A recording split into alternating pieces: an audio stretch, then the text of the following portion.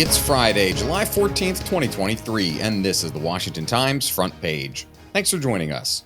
I'm George Gerbo.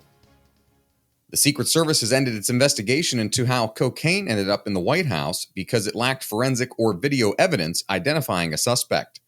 Jeff Murdoch reports investigators poured through visitor logs and surveillance footage of hundreds of individuals who entered the West Wing in the days before the discovery, but were unable to identify who or when the substance was left there.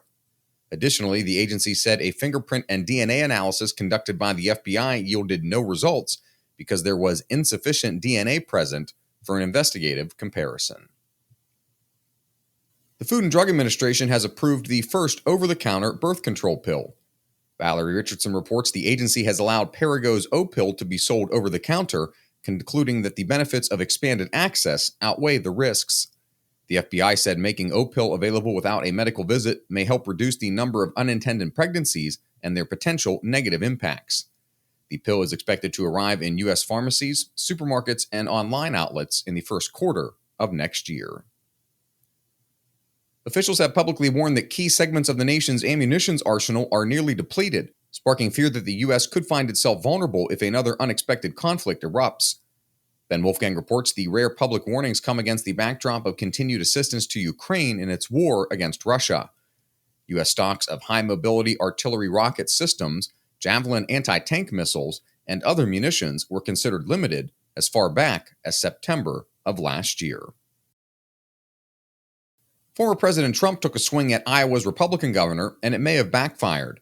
Some influential Republicans in the state tell our Susan Ferricchio that Trump's social media attack on Governor Kim Reynolds has caused them to rethink their support. They believe many others will follow. Reynolds, like the state's two Republican U.S. Senators Chuck Grassley and Joni Ernst, has pledged neutrality amid a field of more than a dozen GOP candidates. She's appeared at events for many of the candidates and joined Trump at a rally back in March. And finally, religion reporter Mark Kellner looks at the recent success of the film Sound of Freedom, released by Utah-based Angel Studios. Find all of today's front page stories at WashingtonTimes.com/frontpage or on the Washington Times app, and find us wherever you get your podcasts. Just search Washington Times in any major podcast app. You can also find us on Twitter and Instagram at Wash Times for breaking news, sports, commentary, and more.